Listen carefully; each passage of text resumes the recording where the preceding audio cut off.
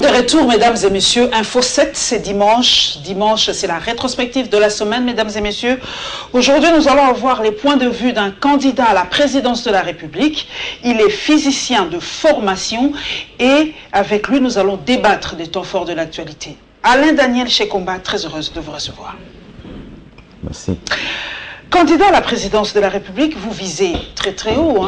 Pourquoi avoir choisi ce poste-là? Pourquoi vouloir être président de la République? Qu'est-ce que vous voulez changer de but en blanc en République démocratique du Congo?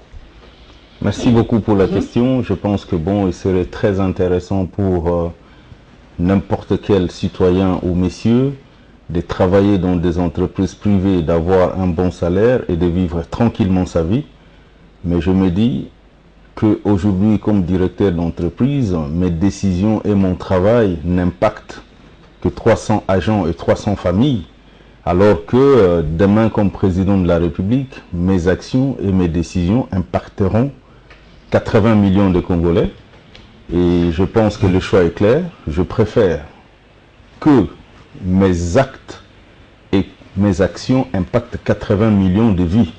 Vous voulez diriger la RDC comme une entreprise, vous êtes le Trump congolais alors? Non, je ne veux pas diriger la RDC comme une entreprise, mais il faut savoir que même si on appelle cela un État, mais un État est aussi profitable. Un État peut aussi être considéré comme une entreprise. On a des actionnaires majoritaires, c'est-à-dire la population congolaise, n'est-ce pas? Les actionnaires minoritaires, c'est-à-dire les investisseurs, ceux qui apportent de l'argent pour le développement ou pour améliorer l'outil de production de la République démocratique du Congo. Et les dirigeants qu'on choisit sont comme des directeurs généraux et chacun pour servir une entreprise.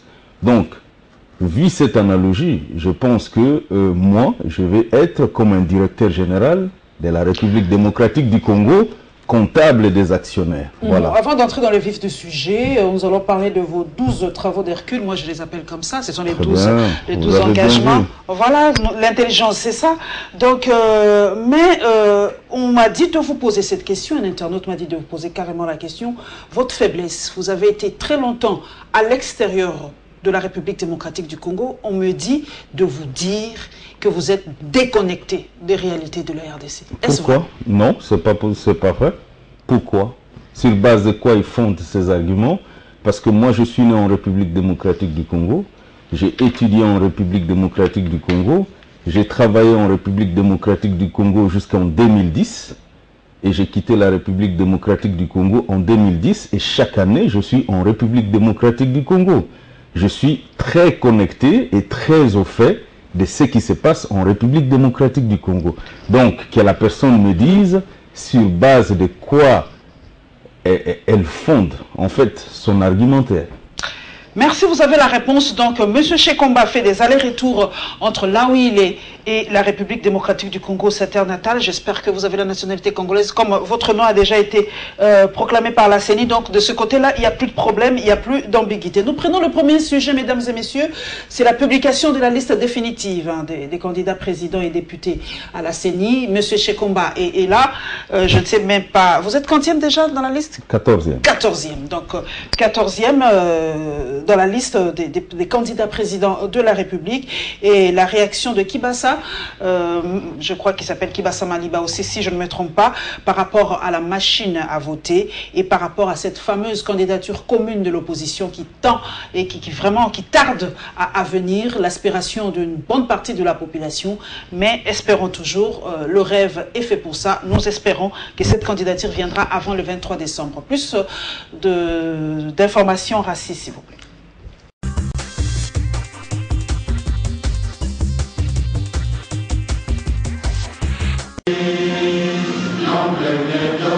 La publication des listes définitives des candidats fête ses jours intervient conformément au calendrier électoral publié par la CENI, à en croire Jean-Pierre Kalamba, le rapporteur de la CENI qui a lu le procès verbal portant publication des listes des candidats présidents et députés nationaux. Il faut que Mputampunga Marie-José, Alliance des élites pour un nouveau Congo, Bakibanga Ntita Sami, les progressistes. Pour le président de la CENI, Corneille Nangaa, avec cette publication, c'est une étape importante qui vient d'être franchie, fixant le cap des élections au 23 décembre 2018. Cette étape de candidature est clôturée par la publication des listes définitives des candidats aux élections présidentielles et législatives nationales comme prévu par le calendrier. Les listes de candidatures ou les listes des candidats aux provinciales ayant été rendues publiques le 24 août dernier. Un nouveau pas de géant vient ainsi d'être franchi et le chemin définitivement balisé en direction des élections du 23 décembre prochain. Pour Corneille Nangaa, le processus électoral est irréversible. Les compétiteurs, notamment le parti politique, doivent se mobiliser. La machine à voter, la litanie des préalables évoquée par les experts britanniques renforce les doutes sur la fiabilité de cet outil. De ce fait, l'UDPS Kibasa demande à la CENI d'en tirer les conséquences et de rejeter une fois pour toutes la fameuse machine. L'UDPS Kibasa encourage l'implication de l'Église catholique dans le processus électoral et l'invite à poursuivre son accompagnement jusqu'au déploiement de ces nombreux observateurs dans tous les bureaux de vote, surtout dans le Congo profond. Au peuple congolais, voici venu le moment de prendre à bras le corps votre destin, notre destin. Il faut sanctionner sans réserve cette majorité qui a totalement échoué. D'où l'opération Pimela Bangosa électorale doit se mettre en marche.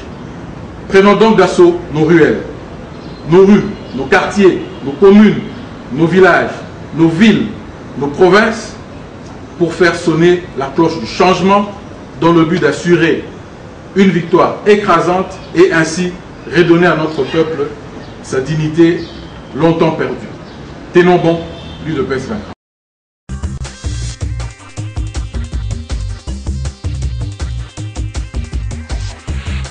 Alain Daniel Chekomba, la liste a été promulguée, je me permets l'expression, par la CENI. Quelle a été votre première réaction? Vous dites, ouf, je suis soulagé?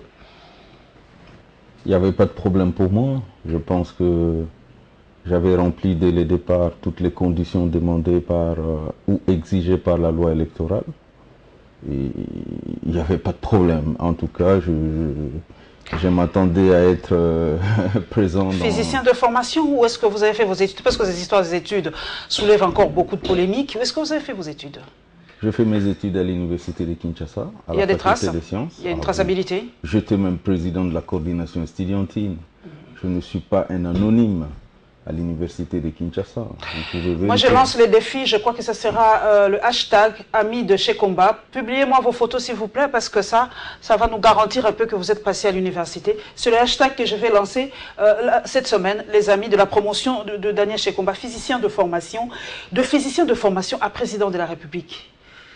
C'est pas simple. Et pourtant, on a l'impression que ceux qui veulent être des présidents font les sciences politiques, les relations internationales. Le physicien, chef de l'État, c'est pas simple.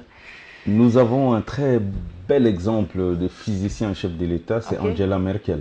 Ah, elle est physicienne. Voilà, Angela Merkel est physicienne. Et vous voyez l'état de développement de l'Allemagne et tout le reste. En fait, nous sommes fatigués avec des incohérences, surtout avec des discours qui manquent d'action. Il faut qu'il y ait la rationalité, il faut qu'il y ait du bon sens et la volonté de bien faire des choses. Et nous, les physiciens, nous avons l'habitude de la rigueur dans la façon de faire des choses. Parce qu'en fait, le développement actuel du monde se repose sur les scientifiques. Voilà, donc je pense qu'avoir un scientifique comme président de la République, en République démocratique du Congo, c'est ramener la rationalité dans la gestion de l'État. Nangaa l'a dit, cap vers les élections, le 23 décembre. Vous y croyez? Il y a un petit souci.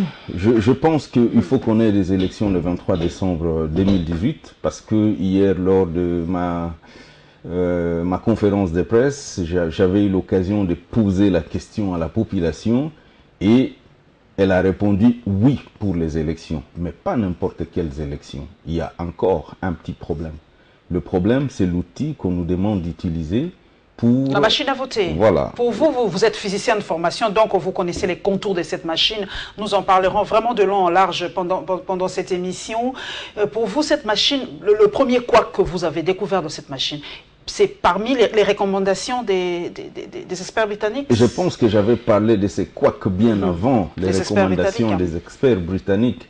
Mais en fait, il y a toujours un petit complexe d'infériorité. Je ne sais pas si c'est lié à la couleur de la peau. Quand c'est un noir, un Congolais qui parle de ça, bon, c'est pas très plus au sérieux. Mais quand ce sont des experts britanniques, tout le monde... Je me rappelle avoir tourné une émission avec Molière TV. Papa Lemba Lemba. Voilà. Et j'avais dit qu'il y avait un problème parce que le premier jour, quand j'étais allé voir la machine à voter, j'avais posé clairement la question au président de la CENI si cette machine à voter avait la possibilité d'interconnexion, soit avec d'autres machines, soit avec un serveur. Il y a cette possibilité, M. Chekomba, d'interconnexion? Et il m'avait dit non, c'est une machine, vous voyez bien que la machine n'est connectée nulle part. Quelle n'était pas ma surprise de voir lors des réponses ou sur la liste des réponses que la CENI avait envoyée à l'IDPS, que cette machine avait non seulement des interfaces ou des modems GSM, 3G, il y avait aussi la possibilité de connexion par Wi-Fi, il y avait la possibilité de connexion Wi-Fi, mesdames physique. et messieurs, c'est Wi-Fi. Oui, oui. Il y avait aussi la possibilité de connexion satellitaire. Alors, je me pose la question, moi qui suis physicien et qui travaille depuis 20 ans dans le secteur de l'informatique, j'ai une entreprise d'informatique, je me dis que pourquoi avoir commandé un équipement avec des interfaces qui n'étaient pas nécessaires pour le travail si ce n'est qu'une simple imprimante, comme on le dit. Non, je me rappelle que c'est moi qui avais dit ces noms d'imprimante à bulletin de vote sur site pour la première fois, après avoir visité la machine. Et donc, je pense qu'il y a un problème avec ces interfaces, non seulement qui ont fait que la machine coûte un peu plus cher, parce qu'en fait, plus vous ajoutez des interfaces, plus vous ajoutez l'argent, n'est-ce pas? Alors que si ces interfaces n'étaient pas nécessaires, la machine aurait coûté moins cher. C'est pour ça que j'avais écrit au président de la commission électorale indépendante une lettre, il y a de cela 3 semaines, c'est déjà déposé, pour qu'il puisse nous éclairer, nous les acteurs politiques, les acteurs de la société civile et pourquoi pas les représentants de la communauté internationale, parce qu'aujourd'hui, vous savez qu'il y a la mission des Nations Unies qui est au Congo, qui est en train d'aider à la réalisation du processus électoral en République démocratique du Congo. Donc, tous les acteurs impliqués et surtout d'associer la population au travers d'un débat public radio-télévisé. Mais ça m'étonne, jusqu'aujourd'hui, je n'ai toujours pas reçu une réponse de la CENI et je commence à penser que ça m'inquiète. Parce qu'en fait, avec cette machine, parce que Nangala dit qu'on le veuille ou pas, qu'il neige, qu'il vente, qu'il pleuve, les élections se feront avec ces machines à voter. Quelle sera la réaction de Daniel Chekomba? Vous allez boycotter les élections ou vous allez aller avec ces machines? Je vais vous donner clairement ma réaction. Ma réaction, c'est que le Congo appartient aux Congolais. Le Congo n'appartient pas à la commission électorale indépendante et encore moins à son président. Ça veut dire que la commission électorale indépendante est un organe technique qui propose des outils. Mais si la population trouve que cet outil ne permettra pas à ce que le résultat publié soit le reflet du choix, je ne pense pas que le président de la commission électorale indépendante va imposer aux Congolais l'outil qui ne veut pas. Donc, je ne vais pas ici dire oui, le président de la commission électorale indépendante a dit c'est cet outil ou rien. Alors, nous sommes dans une dictature. Où est la place de la population là-dessus? L'argent avec lequel on a acheté ces machines, c'est l'argent du trésor public. N'est-ce pas? Alors, si on utilise l'argent du trésor public pour acheter quelque chose qui appartient à l'État, mais on peut au moins se justifier. Les propriétaires de l'argent du trésor public, mais c'est la population congolaise. Voilà, nous allons rester dans le même dossier. Nous allons avoir le rapport technique des experts britanniques sur cette machine qui, jusqu'à aujourd'hui, continue à faire couler beaucoup d'encre de salive. Vous voyez déjà les réactions de Daniel Chekomba, pas très d'accord avec cette machine, malgré les assurances de Corneille Nangaa, mais On verra plus tard comment ça va se passer, l'installation de ces machines dans les aéroports. Coucou à Rachel Kissita qui nous a dit qu'elle a expérimenté cette machine à l'aéroport international d'Ndjili. Donc nous allons nous aussi avoir beaucoup plus de précision, Rassi, s'il vous plaît.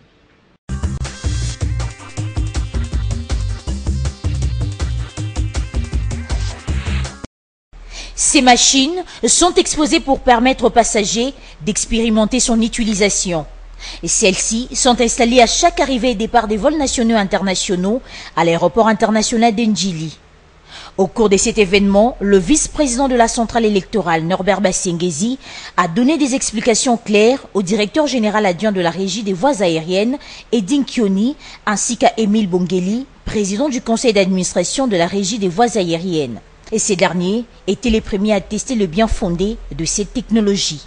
Après l'aéroport international de Ndjili, la délégation de la Commission électorale nationale indépendante a pris la direction de l'aéroport de Ndolo dans la commune des Barumbu pour le même exercice.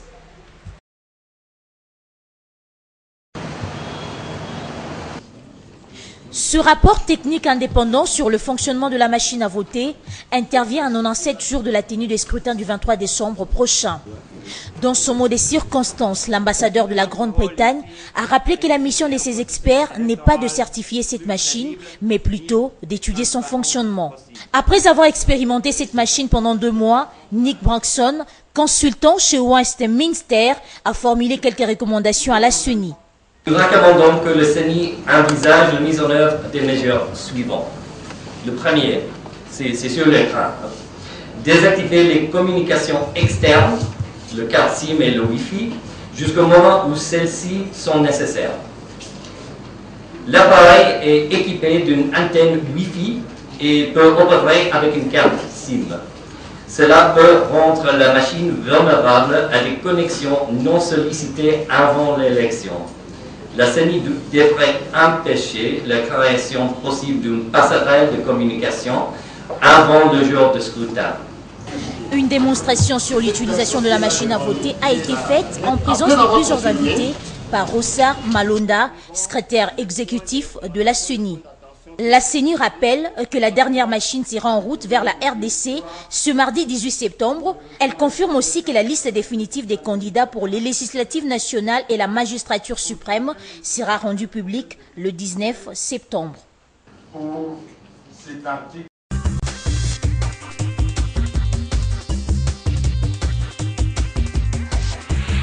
Alain Daniel Chekomba, vous avez suivi les experts britanniques, vous avez dit que vous avez déjà parlé bien avant, mais l'ambassadeur a dit qu'il n'était pas là pour certifier cette machine. Ça veut dire quoi en fait? Je suis en train de dire que la démarche que mène la CENI, c'est du folklore. Parce qu'en fait, on n'est pas en train d'expérimenter la machine à voter dans les conditions réelles du vote du 23 décembre 2018.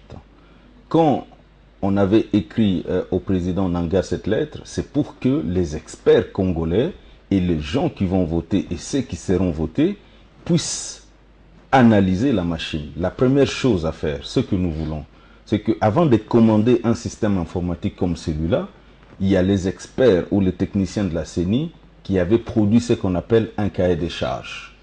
En français, on appelle ça les termes de référence. Quels étaient les termes de référence que la CENI avait envoyés aux producteurs de la machine? Vous en avez, vous en connaissez?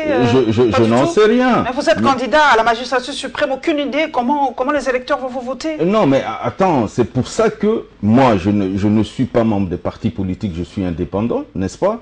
Je n'étais pas là quand les discussions sur la machine à voter ont eu lieu, mais il s'est fait aujourd'hui que la population n'a pas confiance à cet outil qu'on lui propose. Alors, ce que nous voulons aujourd'hui, c'est de crédibiliser ces élections.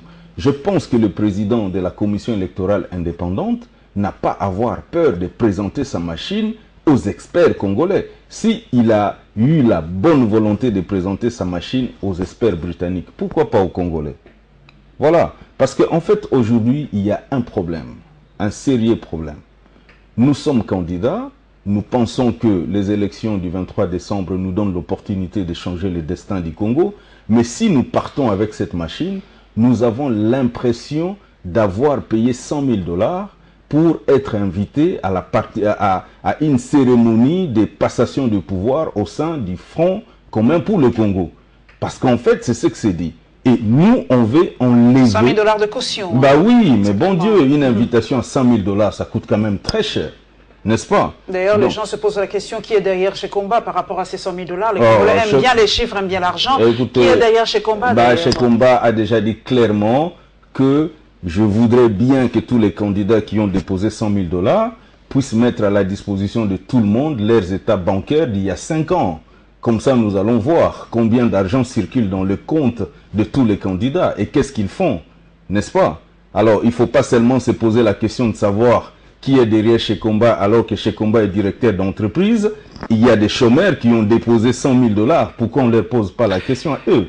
Mais Corneille Nangaa et la CENI ont déposé ces machines à l'aéroport de Kinshasa. Donc tout le monde peut expérimenter.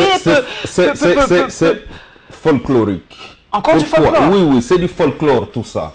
Le vrai débat, ça se passe avec les experts, n'est-ce pas? Vous pensez quel est le pourcentage des Congolais qui vont voter, qui voyagent? Pourquoi aller, comment dirais-je, exposer les machines à voter dans les aéroports? Il y a des leaders, il y a des représentants des Congolais. C'est pour ça qu'on avait demandé que ces débats se déroulent avec les acteurs politiques, les acteurs de la société civile et pourquoi pas le représentant de la communauté internationale et leurs experts. C'est à ces leaders-là de pouvoir parler avec la population, n'est-ce pas? Après la discussion, après les débats publics qui aura lieu que nous avons demandé. Je pense que ça, ce sont des faux fuyants.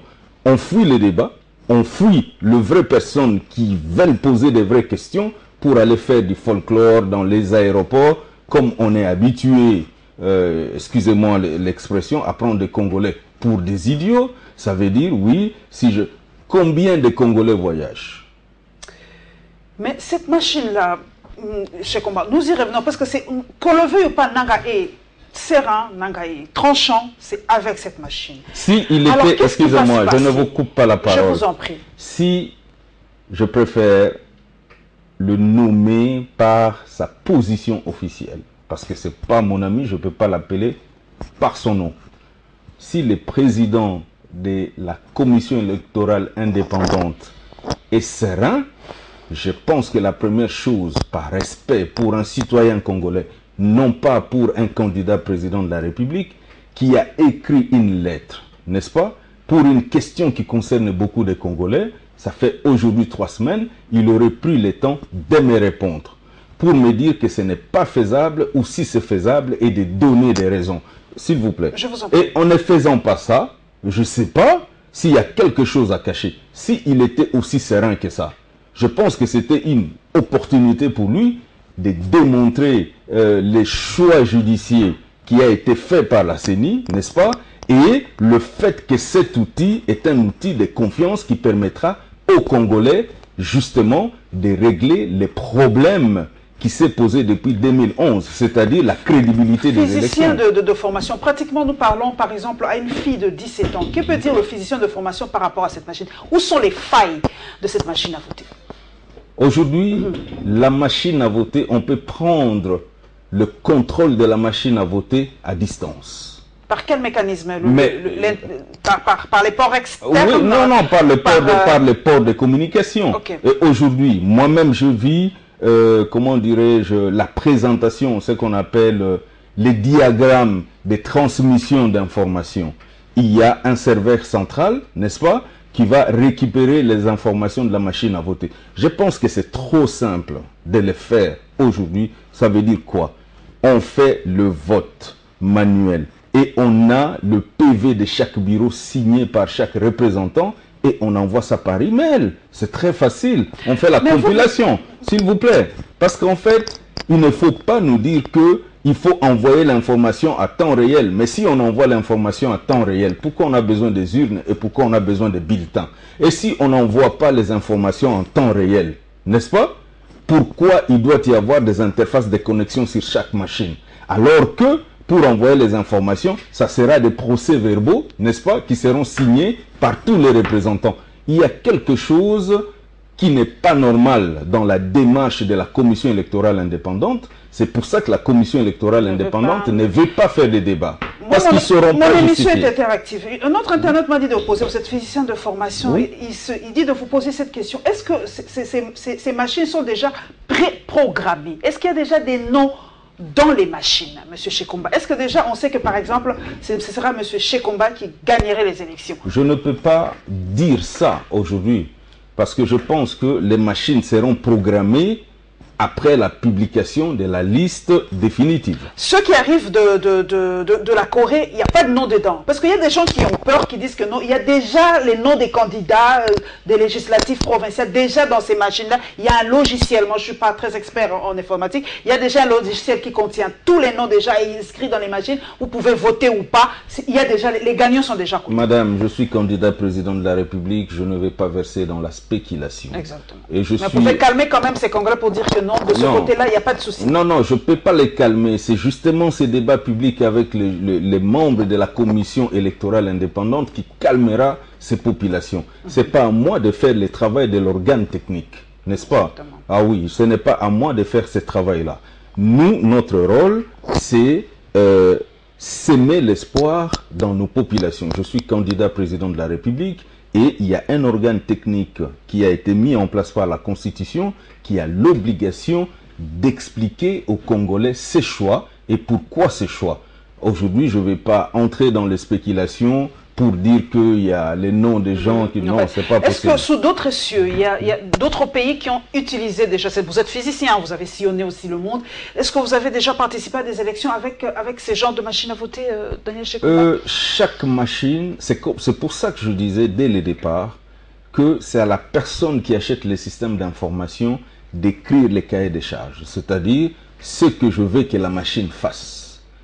Je ne pense pas que d'autres élections qui ont eu lieu avec la machine à voter, c'était dans les mêmes conditions et c'était le même cahier des charges qu'en République démocratique du Congo. Il y a des machines de vote qui existent partout au monde, mais chaque commission électorale avait ses spécificités, qui ne sont pas des spécificités congolaises. Donc je ne peux pas comparer deux choses dont je n'ai pas vu le cahier des charges de départ. Corneille Nangaa nous dit que c'est une invention congolaise, cette machine à voter. En fait, lui a dit que nous devions dire, mais non, machine à imprimer, c'est une invention congolaise. Bon, si c'est une invention congolaise, il doit nous montrer le brevet de cette invention congolaise. Et puis, il doit être fier parce que c'est une invention. Moi, j'ai été enseigné par des savants, j'ai l'habitude de côtoyer les savants. Ils sont fiers de montrer le résultat de leurs recherches. Et ils sont fiers de parler de leurs travaux. Je serais content de voir la commission électorale indépendante nous montrer avec fierté dans un débat public avec tous les experts cette invention congolaise. Il ne faut pas que nous puissions avoir peur de cacher notre intelligence si on l'a. Donc, dernière question, avant de passer vraiment à autre chose, vous n'avez donc pas encore lu le cahier des charges de ces machines à voter? Je ne sais pas si quelqu'un a déjà vu le cahier des charges de cette machine à voter. Je serais curieux de voir. Parce que quand on achète un système d'information, ce sont les techniciens de l'entreprise qui achètent le système d'information qui écrivent les cahiers des charges. Et c'est sur base de ces cahiers des charges que le prestataire va répondre. Voilà. Voilà, Stanley Boujakera, j'espère qu'avec actualité.ca, vous allez coincer un peu Corneille Nangaa pour qu'on nous livre un peu le cahier des charges de ces machines et peut-être cela apaisera les suspicions et les tensions dans l'opinion. Nous allons maintenant parler de la présentation du programme de Daniel Shekomba. Et bien voilà, nous l'avons sur le plateau. Il va essayer de détailler ces 12 travaux d'Hercule, comme moi je l'appelle. Et nous allons parler aussi de notre candidat. Voilà, nous sommes déjà dans la pré-campagne, hein, que le CESAC ne nous tienne pas rigueur. Le point de presse du candidat Théodore Ngoï.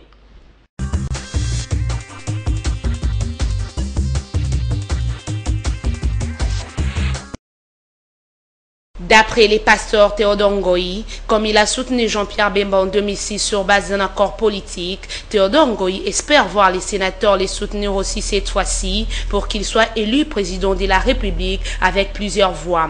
Objectif, faire de ces pays un état de droit. Cet homme de Dieu estime que Jean-Pierre Bemba a été écarté injustement de la liste des candidats à la présidentielle par la Commission électorale nationale indépendante pour avoir été condamné par la Cour pénale internationale dans l'affaire subornation des témoins, chose qui n'est pas égale à la corruption en droit congolais, a-t-il dénoncé.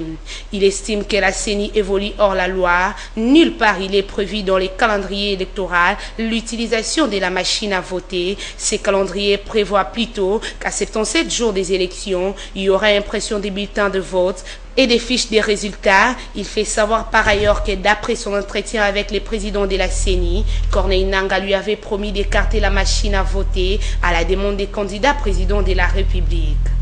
Théodore Ngoï dit être confiant que les élections du 23 décembre vont se dérouler sans la machine à voter et il attend voir Corneille Nangaa honorer sa parole.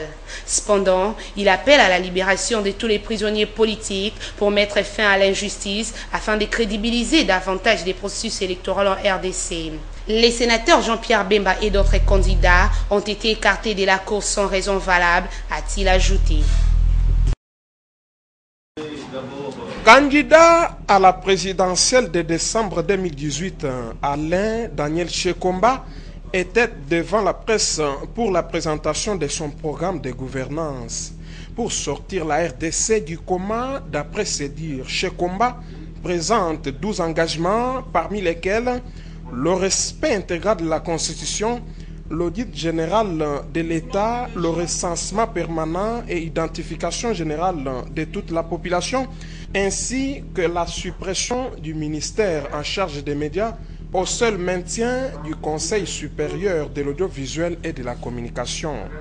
Avec les différentes guerres qui ont eu lieu, avec des déplacés internes, avec des enfants soldats recrutés, avec les femmes violées, et c'est notre obligation de pouvoir démobiliser ces enfants soldats, de les rééduquer et de les réinstaller dans une société normale.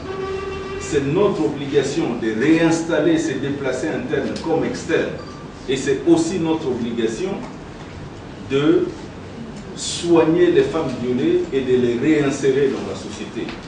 Et pour tout cela, nous avons besoin d'un fonds spécial pour cette réparation et la réconciliation. Alain Daniel Shekomba, qui a présenté un programme de gouvernance non chiffré en termes budgétaires, propose le remplacement de la machine à voter par une application dénommée Voting Plus.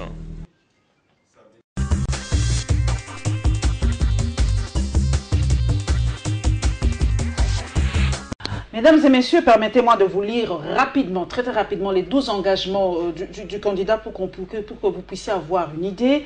Il s'engage au respect intégral de la Constitution, à l'audit général de l'État, à la mise en place de la tension salariale de 1 à 10 entre les derniers agents de l'État, huissiers et le président de la République, au versement régulier des frais de fonctionnement et d'investissement au prorata des recettes publiques réalisées à tous les services de l'État, à la comparution devant la justice de tous les criminels économiques et des guerres, à la mise en application du principe de retenue à la source de 40% des recettes publiques à caractère national allouées aux provinces, au remplacement de la caution en argent par la caution des électeurs pour impliquer le peuple dans la sélection de ses dirigeants en amont et en aval et supprimer ainsi une autre tare de la corruption, à la suppression du ministère en charge des médias, au seul maintien du Conseil supérieur de l'audiovisuel et de la communication, à la création du Fonds spécial pour la réparation et la réconciliation FSRR, au recensement permanent et identification générale de toute la population, à la construction de la prospérité et la dignité de chaque Congolais et enfin à la garantie de l'intégrité territoriale. Donc pour Alain Daniel Shekomba, il doit sortir son pays, la République démocratique du Congo, du coma. Cela semble quand même cogner un peu la version de l'autre côté, parce qu'on nous dit que le Congo va mieux. Depuis plus de 15 ans, depuis plus de 20 ans, ça va. Tout est vraiment en marche, tout est en ascension, tout va bien. Mais quand vous dites sortir le Congo du coma, vous voyez l'image du coma? Ça veut dire quoi là? Nous sommes vraiment à ce point aussi malades, aussi... Je ne comprends pas très bien. Moi je vois l'image et ça me choque personnellement. Je pense que c'est la bonne image. Parce que comment voulez-vous avoir un pays qui a 87,7% de sa population qui vit en dessous du seuil de la pauvreté. Comment voulez-vous avoir un pays où tout va bien, qui est 176e sur 186 pays les plus corrompus au monde? Comment voulez-vous que l'on soit les 143e sur 147 pays dans lesquels faire les affaires est très compliqué? Alors, quand vous regardez les statistiques qui ne sont pas mes statistiques, qui sont des statistiques publiées par la Banque mondiale, par le PNUD, comment voulez-vous qu'on ait un pays dans lequel 7 à 8 ménages utilisent 62,3% de leurs revenus rien que pour l'alimentation? Est-ce que vous pensez qu'avec ces statistiques, on peut dire que tout va bien? Oui, sur le plan macroéconomique, ça veut dire l'évolution du produit intérieur brut. Là, vous rejoignez Matata Ponyo, pardon, la stabilité du cadre macroéconomique. Mais le cadre macroéconomique est stable, voilà, il y a, comment dirais-je, c'est une conséquence à des faits, notamment la paix qui a régné au Congo depuis l'unification du pays après les différentes guerres. Ça, c'est quelque chose de bien, parce qu'en fait, sans la paix, sans la cohésion et l'unité, on ne peut pas parler du développement. Mais aussi, il y avait une hausse des prix des matières premières sur le plan international. Et en dehors de ça, le Congo a atteint les points d'achèvement pour sa dette en 2010. Ça veut dire que c'est normal, et on regarde sur comment dirais-je, les statistiques que nous avons, que la croissance a commencé réellement à partir de 2002 jusqu'à atteindre le point culminant en 2015 de 9% de croissance sur le produit intérieur brut. Mais tout ça, c'est bien. Mais le système de partenariat enseignants, parents d'élèves ou d'étudiants continue, n'est-ce pas? La rétrocession de 40% ne se fait pas. La dégradation des routes continue. Voilà. Alors, mais les chiffres, nous gagnons du temps, Daniel Shekomba. Excusez-moi, la télé c'est le temps. On vous reproche de ne pas donner un chiffre. Les autres candidats ont parlé de leurs chiffres qui vont atteindre 100 milliards. Il y en a même à 400 milliards, il y en a à 12 milliards, il y en a je ne sais pas moi combien. Mais Daniel Shekomba, pas de chiffres. On m'a dit, vous naviguez à vue. Comment vous allez vous engager avec vos 12 travaux d'Hercule sans un montant approximatif vous fixé par vous? Je ne navigue pas à vue. Je ne navigue pas à vue. J'ai toute la responsabilité d'un gestionnaire d'entreprise qui est habitué aux chiffres et qui connaît l'importance des chiffres. Aujourd'hui, nous avons un budget de l'État de 5 milliards de dollars, n'est-ce pas? Et quand vous regardez dans les rapports de la Cour des comptes de ces pays, nous avons des dépassements budgétaires dans certaines institutions de 200%, de 400%, et pas d'engagement du tout dans certains secteurs. La première chose à faire pour quelqu'un qui est responsable, ce n'est pas d'ajouter de l'eau dans un seau qui est troué. La première chose à faire, c'est d'abord de colmater les seaux avant de commencer à ouvrir le robinet pour... C'est ce qu'a fait Matata Ponyo, fermer tous les trous, il ne payait pas la dette intérieure et tout ça. On avait l'impression qu'il y avait une certaine stabilité. Vous voulez faire cette fiction-là? Je ne suis pas venu ici pour répondre de la gestion du Premier ministre Matata Ponyo. Moi, je fais un peu la comparaison pour essayer de comprendre. Parce que quand vous dites colmater les trous, les gens pensent un peu à Matata Ponyo qui avait fait un peu cette même politique de boucher un peu, de ne pas trop sortir l'argent. Oui, non, ce n'est pas trop sortir l'argent. Ça veut dire ne pas ajouter de l'argent, n'est-ce pas, en termes de prêts, parce que, oui, aujourd'hui, quand vous regardez des calculs simples, nous avons un produit intérieur brut par habitant de 800 $, multiplié par 80 millions de Congolais. Ça vous fait combien? Ça vous fait 64 milliards de produits intérieurs bruts. N'est-ce pas? Alors, les chiffres, on les connaît, mais il ne faut pas impressionner les gens avec les chiffres. Il faut poser des actions qui vont rationaliser l'utilisation de l'argent. Parce qu'aujourd'hui, les gens parlent de 80 millions de dollars et 80 milliards. Les 80 milliards, on prend 80 milliards moins 64, ça fait combien? Ça fait à peu près 16 milliards. Ces 16 milliards vont financer quel projet? Et même la croissance dont on parle, c'est la croissance de quoi? La croissance du produit intérieur brut ou la croissance de quel indicateur? Vous vous rendez compte? S'il vous plaît, je continue. Je vous en prie. Et on a vu dans ces pays, je connais la croissance des produits intérieurs bruts en République démocratique du Congo depuis 60, on n'a jamais atteint une croissance au-delà de 9%. Je préfère rester rationnel. Je sais ce que je fais parce que je suis un candidat président de la République responsable qui veut donner des chiffres quand ces chiffres valent la peine. Je prends dans vos engagements les points qui m'ont touché quand même, c'est la création du fonds spécial pour la réparation et la réconciliation. On avait quand même quelque chose comme ça après Sun City. Je ne sais pas comment ça s'appelait encore. La commission de vérifier de vérité et réconciliation. C'est un peu la même chose. Non, mais non, c'est pas la même chose parce qu'en fait, ce qu'on a retenu de Sun City, c'est que c'était encore comme l'accord de Saint-Sylvestre, le partage de pouvoir. La commission vérité et réconciliation, c'était réellement la commission qui intéressait les Congolais. Parce que la justice devait être faite.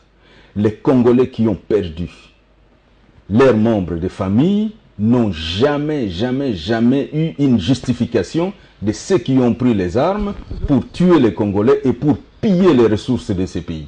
En fait, les gens étaient contents, n'est-ce pas, de se partager les postes 1 + 4, mais les rapports de la commission vérité et réconciliation, on n'a jamais vu. Mais la variante que j'ai là, ce n'est pas essentiellement vérité et réconciliation. Vous allez voir, le point 5 de mes engagements, c'est la comparution devant la justice des criminels économiques et des criminels de guerre. Là, vous faites peur. Là, non, vous allez être combattu. Les gens n'aiment pas ça ici en République démocratique du Congo. En fait, les méchants combattent toujours les bons, mais les bons gagnent toujours. À la fin, excusez-moi, en fait, aujourd'hui, il y a des gens, par leur activité économique, ont pillé ces pays et ont appauvri les Congolais. Il y a des gens, par leur activité de guerre, ont tué les Congolais, n'est-ce pas? Et personne n'a rendu justice à ces Congolais-là. Et on dit toujours, la justice sociale rime avec la paix sociale. Aussi longtemps qu'il n'y aura pas la justice sociale, et cette justice, qui doit la mettre en place? Mais c'est l'État. L'État dont je serai le garant une fois élu.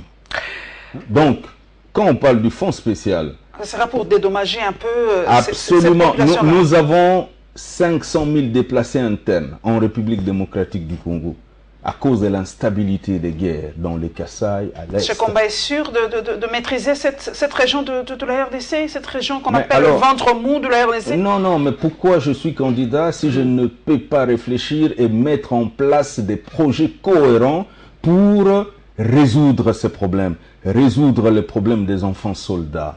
Permettez-moi, je fais une comparaison. Kabila, depuis 2011, n'arrive pas à maîtriser cette région. Vous y arriverez, Chekomba, Daniel? Je m'appelle Chekomba.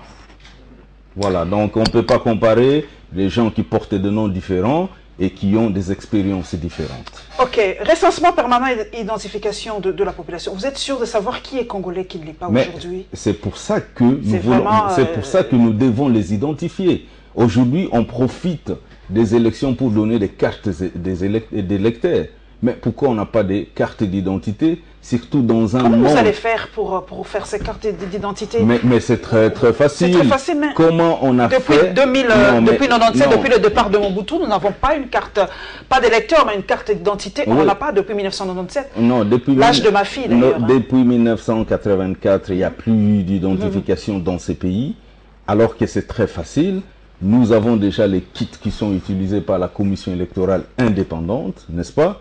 Nous avons une base de données et ça sera bien parce que nous disons chaque Congolais aura une carte de santé, une carte nationale de santé pour lui permettre d'accéder aux soins de santé primaires. Alors ça sera une motivation pour les Congolais de s'identifier, enfin. N'est-ce pas? Nous allons terminer un peu par nous. J'ai lu que vous allez mettre un peu en veilleuse le ministère. Attendez, je cherche cela. À la suppression carrément du ministère en charge des médias au seul maintien du Conseil supérieur de l'audiovisuel et de la communication. Mais là, mon Dieu, on n'aura plus de Mende chez nous, c'est quand même grave. Non. Le gouvernement peut avoir son porte-parole, n'est-ce pas? Mais ici, nous sommes en train de vouloir créer une démocratie. Nous allons à quoi ce ministère pour vous pose problème? Pratiquement, le ministère de la non, mais le ministère est en train de jouer le rôle de police aujourd'hui. Ça veut dire le ministère ferme certaines chaînes de télévision, certains journaux qui ne sont pas de son obédience. Mais on ne construit pas une démocratie sans laisser la presse libre. Donc je pense que, comment dirais-je, le Conseil supérieur de l'audiovisuel et de la communication, c'est un organe d'appui voulu par la Constitution pour garantir l'impartialité de la diffusion de l'information. Voilà, donc, et puis, les 12 engagements que vous voyez, c'est les résultats des consultations que nous avons eues avec des Congolais. Au mois de février de cette année, on avait recruté plus de 30 000 jeunes Congolais qui sont allés écouter la population. Et vous allez voir que tous ces 12 engagements reflètent réellement ce que la population congolaise veut. N'est-ce pas? Je ne vis aucun engagement qui a été contesté en disant la population congolaise ne veut pas la comparution devant la justice de criminels économiques et de criminels de guerre. Je n'ai pas vu là, comment dirais-je, un Congolais qui me dit qu'il ne voudrait pas qu'on puisse rendre justice aux fonctionnaires, n'est-ce pas, en mettant en place une tension salariale qui leur est favorable. Donc, au lieu de... Je pense que ça aurait été mieux que les gens critiquent, n'est-ce pas, la logique et la profondeur des engagements, n'est-ce pas, au lieu de... Nous allons passer à autre chose, mais moi j'aime bien, je n'ai pas vu dans vos engagements, ça c'est une question vraiment personnelle, la place de la culture congolaise et du tourisme. Donnez-moi... Où ça se trouve? Parce que j'ai l'impression que la culture est vraiment le parent pauvre de secteur en République démocratique du Congo. On n'en parle pas, on ne parle pas de la culture, on ne parle pas du tourisme, on n'en parle pas, je ne vois pas ça. Parce que peut-être je n'ai pas bien saisi votre pensée. Oui. Explicitez. La pensée, avant de faire fonctionner n'importe quelle structure de l'État, il faut déjà que cet État existe. Et qui est de la bonne gouvernance et qui est de l'autorité de l'État. Donc l'État n'existe pas. L'État est défaillant. Et vous voyez, c'est la conséquence, c'est, comment dirais-je, la pauvreté, l'insécurité, manque de distribution équitable, les inégalités qui ne disent pas leur nom. Alors, qu'est-ce que nous visons dans ces engagements? 3 choses. Le formatage de l'État ou de l'administration pour le mettre au service de tous les Congolais, la sécurisation au sens le plus large de tous les Congolais et assurer la distribution équitable des richesses à tous les Congolais, tel que reconnu par l'article 58 de la Constitution qui a été voté par référendum. Merci. Alors, et nous étalons, n'est-ce pas, ça sous forme de 12 engagements. Nous allons aller à la CPI, vous le savez, mesdames et messieurs. Le verdict sur la condamnation de Jean-Pierre Bemba est tombé, mais il n'ira pas en prison. Il est un homme totalement libre, mais il a été condamné à payer une certaine somme d'argent. Et nous allons avoir le point de presse de la CPI ici à Kinshasa par rapport à ce verdict.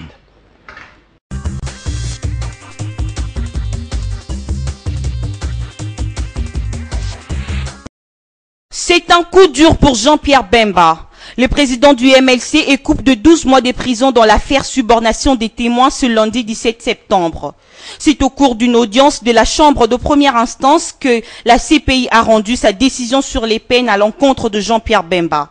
Pour rappel, ce dernier a été acquitté en appel au sujet des crimes de guerre et des crimes contre l'humanité, lesquels portaient sur les exactions commises par sa milice et lui avaient valu une condamnation de plus ou moins 18 ans de prison ferme en première instance.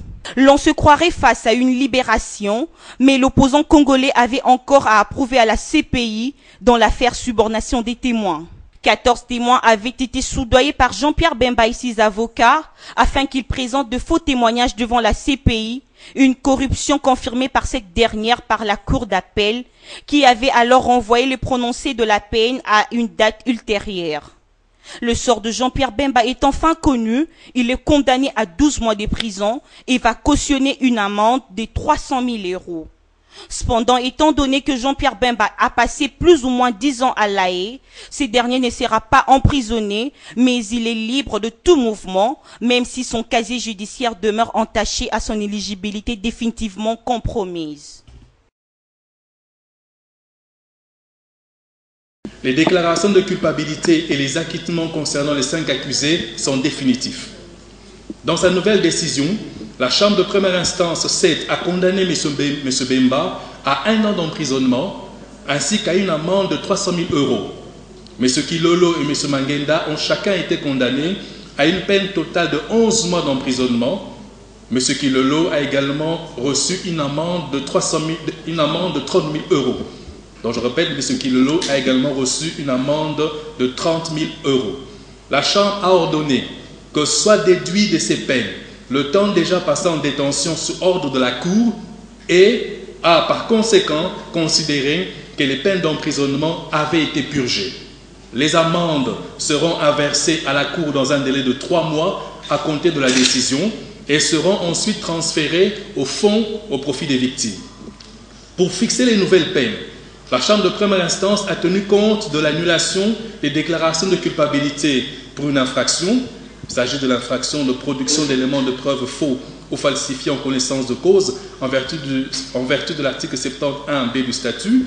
Et elle a pris en considération dans leur ensemble des facteurs tels que la gravité des infractions dont les personnes condamnées ont été jugées responsables, le rôle des intéressés dans la tentative de faire échec à l'enquête ouverte concernant ces infractions, ainsi que leur degré de participation et d'intention respectifs.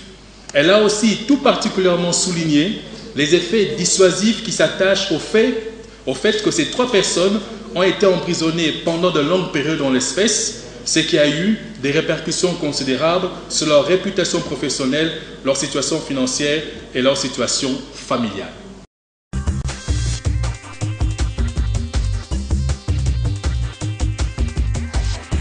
Daniel Shekomba, Jean-Pierre Bemba a été écarté de la course à la présidentielle. Est-ce pour vous un rival de moins? Non, pas du tout. Je pense que quand j'avais décidé d'être candidat à l'élection présidentielle, je m'attendais à voir tous les autres Congolais, n'est-ce pas, être candidats, user de leurs droits que la Constitution leur donne, de devenir candidat président de la République. Voilà, donc j'aurais bien souhaité qu'il soit de la course. Mais la Cour pénale internationale a condamné quand même à payer 300 000 €, même s'il est totalement libre. Son casier judiciaire, on l'a dit, est quand même assez entaché. Donc pour vous, vous avez appris quand même que la RDC veut quitter ou souhaiterait quitter la Cour pénale internationale. Votre avis par rapport à cette Cour? La RDC a raison de ne plus être en odeur de sainteté avec cette Cour? Je préfère ne pas commenter sur ce sujet. Pourquoi? Vous êtes candidat à la présidence, vous devez avoir un point de vue par rapport à cette Cour. Je suis candidat à la présidence et je pense que tout est question des rendez-vous du donner et du recevoir. Qu'est-ce que la RDC donne à cette Cour, n'est-ce pas? Et qu'est-ce que cette Cour donne à la RDC? Je suis un gestionnaire d'entreprise, un homme d'affaires. Tout est fonction des profits qu'on tire de sa participation dans une institution. C'est une institution internationale, n'est-ce pas? Et qu'est-ce que cette institution a apporté à la République démocratique du Congo en termes de la justice et de la paix? Aujourd'hui, nous avons encore des criminels de guerre en République démocratique du Congo qui sont en train de courir les rues, qui ont amassé de l'argent, qui sont devenus des députés nationaux et qui continuent à gérer la République démocratique du Congo. Alors, s'il vous plaît, si aujourd'hui nous prenons des engagements pour que la République démocratique du Congo elle-même puisse juger ces criminels, c'est que la Cour pénale internationale n'a pas suffisamment approfondi la question des crimes en République démocratique du Congo, quoi qu'il y ait beaucoup de rapports des Nations Unies sur les abus et les violations des droits de l'homme depuis 1997 jusqu'à 2003. Voilà, donc, mais il n'est pas encore temps. Moi, j'ai mon point de vue là-dessus. Vous estimez que nous devons encore rester être partie prenante de la Cour pénale internationale? Comme je l'ai dit, moi je vais faire mon évaluation, je vais avoir les différents rapports et une décision conséquente sera prise après cette évaluation. Mais ceux qui gouvernent aujourd'hui en République démocratique du Congo connaissent quels sont les dossiers qui ont été transmis à la Cour pénale internationale pour pouvoir évaluer l'efficacité et l'apport de cette Cour pénale internationale par rapport au respect des droits de l'homme en République démocratique du Congo. Oui, à part Jean-Pierre Bemba, je vais un peu sortir du cadre. À part Jean-Pierre Bemba, il y a eu d'autres candidats à la présidentielle invalidés, Adolphe Muzito, il y a eu bien d'autres. Moïse Katoumi, c'était déjà bien avant. Pour vous, ces élections, Alain Daniel Shekomba, sont inclusives les élections? Comme je l'ai dit dès le départ, le mot sont fonction, comment dirais-je, du contenu, n'est-ce pas? Alors, ce sont des concepts qui représentent quel est le contenu qu'on donne à l'inclusivité. Chacun peut donner le contenu qu'il veut. Mais aujourd'hui, je pense que l'inclusivité, c'est le fait qu'il y ait des candidats, un, à tous les niveaux, et deux, qu'il y ait les candidats de toutes les tendances. Il y a les candidats de l'opposition, il y a les candidats de la majorité présidentielle et même des indépendants. Si on trouve que l'inclusivité, c'est la présence de toutes les tendances, c'est que ces élections sont inclusives pour moi. Mais si on veut individualiser les problèmes en disant que l'inclusivité, il faut que Shekomba soit à tout prix candidat, là, ce n'est plus les contenus que je donne au concept inclusivité. Je ne vais pas terminer cette question. J'ai reçu un invité dernièrement qui a subdivisé les candidats à la présidence en deux catégories, les petits et les grands. Pour vous, est-ce que c'est la réalité des candidats à la présidence de la République démocratique du Congo? Et où se situe Shekomba? Parmi les petits ou parmi les grands? Chacun a le droit de classifier comme il veut. Et nous interagissons avec le monde selon nos capacités ou selon l'aptitude de nos sens. Nous sommes à deux ici sur ce plateau, quelqu'un peut entrer et nous demander ce que nous observons, nous n'aurons pas le même point de vue. Ça dépend des critères, de ces critères, des classifications. Moi, je me dis que petit par rapport à quoi? Par rapport à l'âge ou par rapport à la quantité d'argent et des crimes qu'on a commis en République démocratique du Congo.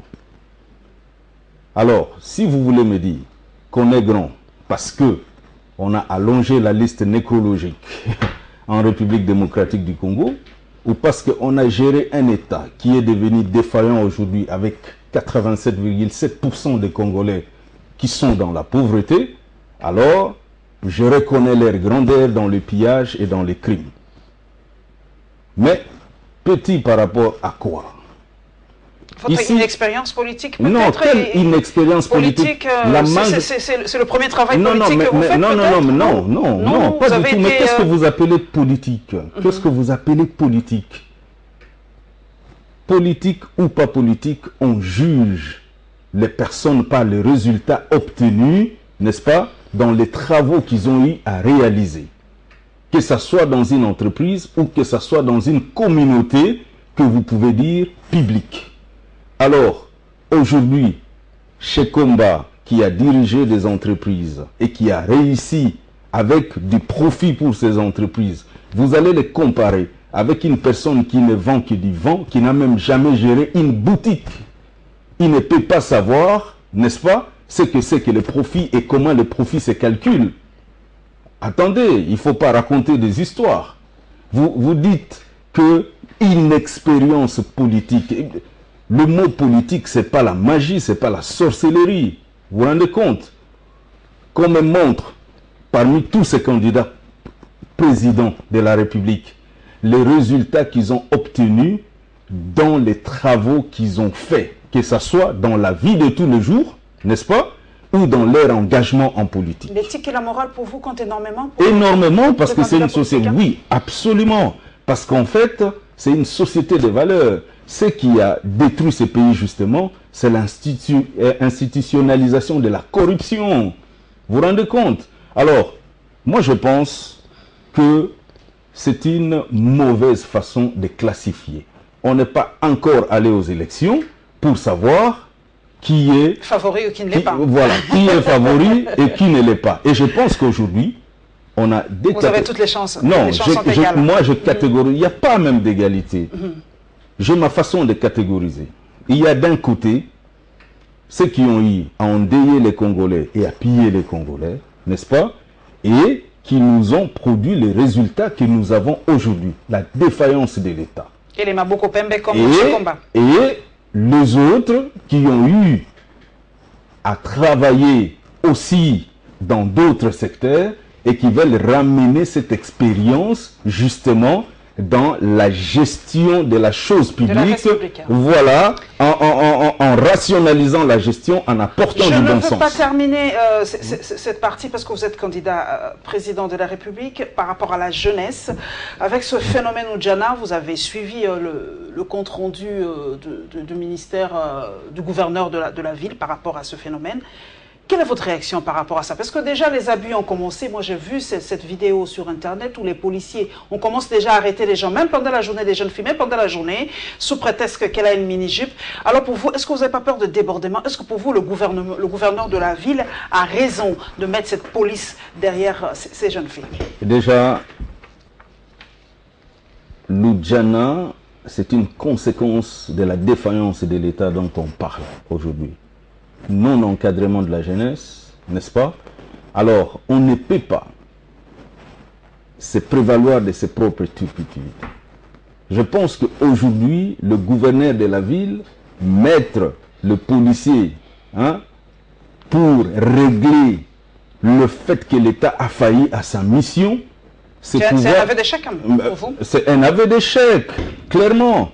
Parce que, quels sont les mécanismes d'encadrement de la jeunesse qui ont été mis en place par le gouvernement, les gens qui ont l'expérience de la gestion? Nous allons terminer, mesdames et messieurs, par le social. Il n'y a pas que la politique dans la vie. Nous allons parler de la foire agricole de Kinshasa. Nous allons parler de cette opération Oudjana. Nous allons en parler encore tout à l'heure. Et nous allons terminer par le constat d'abattage des arbres dans la commune de Bandalungwa. Vous avez vu la réaction des internautes, des Congolais, des Kinois. Déjà, avec ce changement climatique, les gens se posent la question pourquoi on abat ces arbres. Mais le gouvernement a dit c'est pour agrandir la route parce qu'il y a trop d'embouteillages dans la commune de Bandalungwa. On rétorque, on dit, eh ben, déjà, au boulevard du 30 juin, on n'a jamais replanté, au boulevard Lumumba, on n'a jamais replanté. Donc on se pose la question aussi dans la commune de Bandalungwa, on replantera ces arbres qui ont été abattus. Moi, j'ai eu personnellement froid au dos parce que je suis environ écologique. Disons-le comme ça, vraiment, voilà, le mot est tellement long. Je suis vraiment proche de la nature et ça me fait comme un choc dans l'âme de voir des arbres abattus dans la ville. Nous allons terminer par ça, Rassi, s'il vous plaît.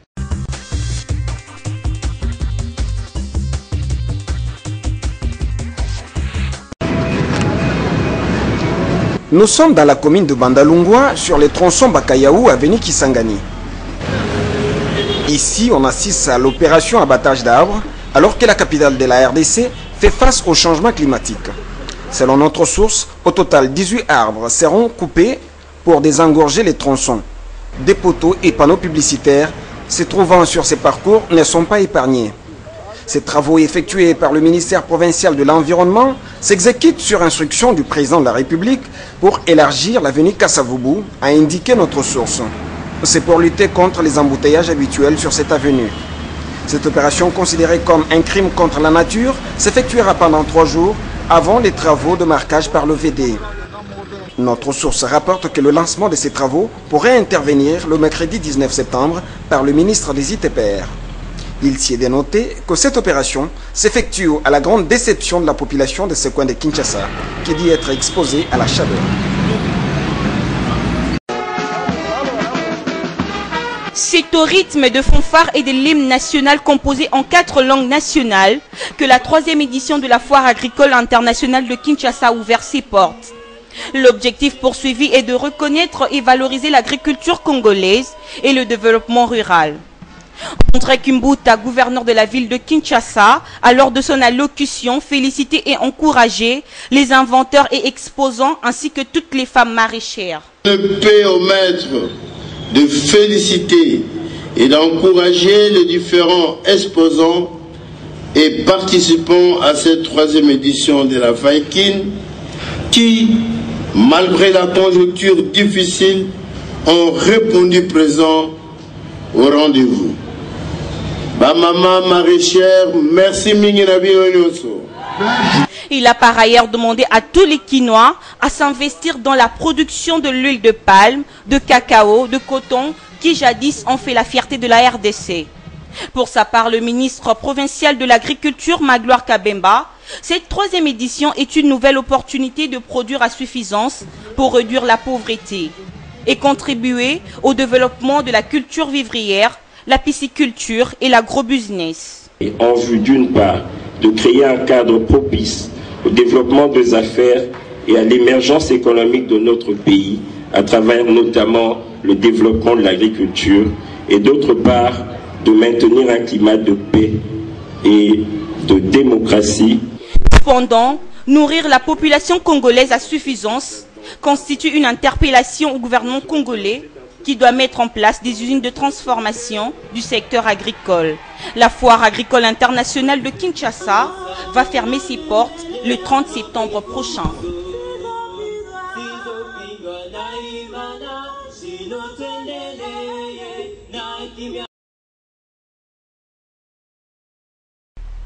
C'est une opération qui vise à aller dans tous les coins où ces jeunes filles sont installées avec leurs partenaires afin de les arrêter en flagrant délit, a déclaré le général Kassongo.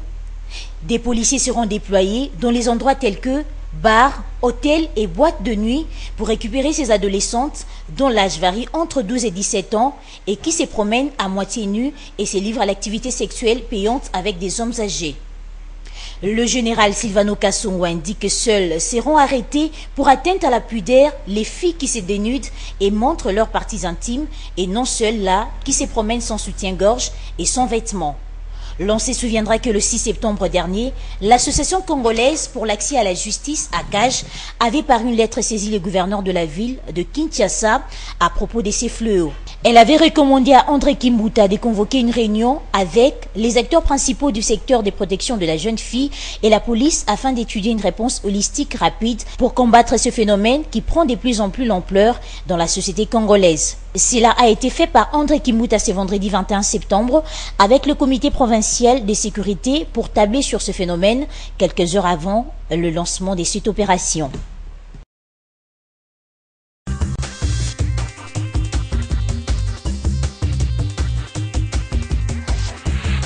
Daniel Shekomba, nous revenons de ce phénomène Oudjana parce que nous avons des enfants, nous avons des petites sœurs et tout ça, avec déjà, moi je trouve, cette déviation de nos policiers. Nous avons déjà suivi cette vidéo ce matin, c'est déjà rien que la première journée. Alors pour vous, cette opération Oudjana a-t-elle sa raison d'être? Je pense que moi je ne condamnerai pas les policiers parce que les policiers sont sous les ordres. Ce sont ceux qui ont donné les ordres aux policiers, n'est-ce pas, qui ont commis l'erreur d'appréciation. Il faut par contre mettre en place des mécanismes d'encadrement de la jeunesse. La question est qui est Oudjana aujourd'hui? Parce qu'on ne sait pas qui est Oudjana. On va arrêter qui? Parce que moi, je ne mâche pas les mots, je le dis. Parce que ceux qui ne portent pas des soutiens-gorge, ceux qui portent des mini-jupes, ceux qui ont des tresses, qui est Oudjana? On ne sait plus. Parce que moi, j'ai vu cette vidéo, cette fille, elle était bien habillée, mais les policiers ont dit qu'elle avait une mini-jupe. On ne comprend pas. C'est quoi une Oudjana? Est-ce qu'il y a une description fixe d'une Oudjana? On ne comprend pas très bien. Cela nous ramène à l'époque regrettable de la Deuxième République, où on arrêtait les gens parce qu'ils portaient des cravates, où on arrêtait les femmes parce qu'ils ne portaient pas des pagnes. Je pense que nous sommes dans une démocratie, n'est-ce pas? Et il est question de pouvoir enseigner la morale, les bons sens et les savoir-vivre à tout le monde. Aujourd'hui, on est en train de s'attaquer aux effets, mais pas aux causes. Aussi longtemps qu'il n'y aura pas l'encadrement des jeunes, aussi longtemps qu'il n'y aura pas l'amélioration des conditions de vie de ces gens, notamment les salaires de leurs parents, ces gens peuvent aujourd'hui utiliser ce qu'ils ont. Comme on dit, même la femme la plus belle au monde ne donne que ce qu'elle a pour continuer à vivre. Donc ce n'est pas une solution, mais par contre, c'est un aveu d'impuissance, comme vous avez dit. ou une acceptation de la mauvaise gestion que nous sommes en train de vouloir corriger. Foire agricole à Kinshasa, pour vous, est-ce que vous avez déjà fait un tour à la foire internationale, Daniel Shekomba?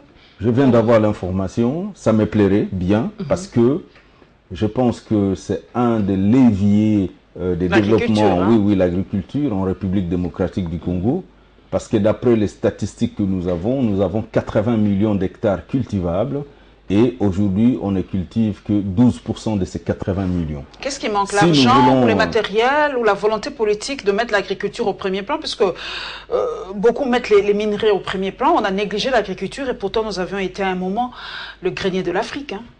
C'est le bon sens et la volonté de bien faire. Et c'est ce bon sens et la volonté de bien faire qu'il faut ramener dans la politique congolaise. Parce qu'aujourd'hui, il faut reconnaître que l'économie congolaise est monolithique. L'économie congolaise dépend essentiellement de l'industrie extractive et des minéraux. Chaque fois qu'il y a hausse des prix des minéraux à l'international, il y a croissance. Et chaque fois qu'il y a baisse des prix des minéraux à l'international, les gens n'ont pas réfléchi à la diversification de l'économie et surtout à la transformation des matières premières localement. Et donc, comment dirais-je, nous pensons que nous avons des leviers sur lesquels nous allons accroître la production nationale et surtout les revenus aussi, et entre autres l'agriculture qui va s'accompagner avec un grand projet d'infrastructure. Parce qu'en fait, le fait que le Congo est, comment dirais-je, entouré des pays désertiques un peu, ça nous donne une opportunité d'être les greniers de l'Afrique. Et nous devons profiter de ça. Je vous ai entendu parler lors de votre présentation du port entre Brazzaville et Kinshasa. Pourtant, cela fait une peur bleue hein, à certains riverains, à certains Congolais, surtout ceux du Bas-Congo, par rapport au port en eau profonde de Banana. Pour vous, quel sera l'impact de ce pont-là entre Brazzaville et Kinshasa? Je pense que c'est une très bonne chose et j'avais déjà réfléchi là-dessus. Nous devons avoir notre port en eau profonde, mais cela n'exclut pas la redondance. Ça veut dire quoi? Aujourd'hui, le temps que les ports en eau profonde du côté des bananas puissent être construits, on peut utiliser les ports de Pointe-Noire et quand notre port... casse le port de Matadi déjà? Non, c'est une planification. Il faut aujourd'hui prendre l'argent qui sera généré par les taxes qui seront payées pour la douane en République démocratique du Congo. Et aujourd'hui, quand vous commandez par exemple un véhicule qui va arriver à Matadi et un véhicule qui va arriver à Pointe-Noire, vous payez 20 fois plus ou 100 fois plus les prix. À Kinshasa, en République démocratique du Congo? Oui, en République démocratique du Congo. En attendant la construction de ports en eau profonde, pourquoi ne pas utiliser les port de Pointe-Noire, et quand notre port va se terminer, il y aura une sorte de redondance. Qu'est-ce que j'appelle redondance? Nous aurons la possibilité, de faire atterrir les produits à Pointe-Noire si ça vient du côté de l'Afrique du Sud, et nous aurons, et les gens du Congo-Brazzaville vont ramener les produits chez nous, parce que c'est plus facile d'arriver à Pointe-Noire, et quand ça vient de l'Europe, ça arrive chez nous et nous allons ramener. Par rapport à la souveraineté, ça va non, mais ce n'est pas un problème de souveraineté. Non, ce n'est pas un problème. Nous allons trop dépendre de non, ils vont aussi dépendre de nous. Si nous voulons créer une Afrique émergente, nous devons apprendre à commercer entre nous. À commercer entre nous, déjà, à commercer entre nous, avoir des échanges entre nous et avoir des projets d'intérêt commun. Si nous avons des projets d'intérêt commun aujourd'hui avec le Congo-Brazzaville, je pense que ça va renforcer nos relations d'amitié. Si nous avons des projets d'intérêt commun avec nos 9 voisins, ça va renforcer nos amitiés. Et ils ne jetteront pas un coup d'œil à nos richesses, comme l'eau par exemple. Vous avez entendu parler de ce projet de prendre l'eau du fleuve Congo, de la rivière Ubangui. Votre avis? Cela ne sera pas une façon de jeter un peu trop un coup d'œil à nos soi-disant richesses, aux potentielles richesses? Non. En fait, vous ne pouvez pas empêcher d'autres pays de défendre leurs intérêts, n'est-ce pas? Au détriment du nôtre? Non, c'est normal. Nous aussi, les Congolais, nous devons apprendre à défendre nos intérêts. Vous vous rendez compte? Alors, je ne peux pas empêcher un pays de défendre ses intérêts parce que moi je ne défends pas les miens. Je commence d'abord par défendre mes intérêts, mais je pense qu'il est très important aujourd'hui, nous qui pensons Afrique pour les Africains, de pouvoir créer les projets d'intérêt commun pour les Africains. Nous allons terminer par cette image d'abattage d'arbres dans la commune de Bandalungwa. Votre réaction à chaud, Daniel Shekomba? Une bonne raison pour agrandir la route et éviter les embouteillages selon la réaction du gouvernement? Vous savez, il y a beaucoup de choses, je ne sais pas si les gens le font par ignorance ou si les gens le font parce qu'il y a la cupidité qui dicte sa loi dans ce pays. Je discutais avec beaucoup de pétroliers en Europe qui dépensent beaucoup d'argent pour payer le point carbone. Des sociétés comme Total, des sociétés comme Eni en Italie, ils payent des milliards, même jusqu'à 1000 milliards d'euros ou de dollars pour la pollution qu'ils sont en train de créer dans ce monde. Mais la République démocratique du Congo peut vendre ses points carbone et récupérer cet argent pour investir dans les projets de développement comme l'agriculture, comme le développement de l'énergie renouvelable, parce qu'aujourd'hui, c'est 80 millions de Congolais, il y a 74 ou 74 millions de Congolais qui n'ont pas d'électricité. En fait, c'est question d'avoir une vision claire. Vous vous rendez compte? Quand les gens parlent de mobilisation de ressources, de mobilisation d'argent, on sait déjà par où on peut avoir 1000 milliards pour financer les projets de développement en République démocratique du Congo. L'environnement, c'est quelque chose de très important parce que nous n'avons que la terre pour vivre, n'est-ce pas? Et ne pensons pas que la terre va se limiter avec nos courtes vies. Nous allons léguer cette terre à nos enfants et ils vont léguer la terre à leurs enfants. Voilà, mesdames et messieurs, ce sont les dernières paroles d'Alain Daniel Shekomba, candidat à la présidence de la République, physicien de formation. Il a dit, nous allons léguer cet héritage, notre terre, à nos enfants. Voilà un peu ce message fort. Nous devons en tout cas tout faire pour que ce pays soit meilleur. Et il a parlé de ces 12 engagements. Moi, je les appelle les 12 travaux d'Hercule, espérant qu'il sera l'Hercule congolais qui réalisera ces travaux qui paraissent un peu infaisables, si le mot existe. Nous, donc, ici à Congo Web Télévision, nous souhaitons donc bonne chance dans la poursuite de ses ambitions. Merci à vous d'être passé à la barre, comme on l'a dit, l'expression est consacrée. Merci à tous mes followers, à tous ceux qui ont posé leurs questions à Daniel Shekomba. Merci à Stani Boujakera, un coucou à actualité.cd. C'est vraiment Actualité CD qui me permet en tout cas d'avoir aussi des informations à la seconde et à la minute. Ils abattent un travail de titan. Merci donc à Stani Boujakera, à Passion Igodi et pourquoi pas à Israël Moutala et à Rachel Kitita. Nous devons nous jeter des fleurs parce que nous abattons un travail admirable en République démocratique du Congo. Merci à Rassis et à Freddy Kipemon, la régie finale. On se retrouve avec un réel plaisir le dimanche prochain.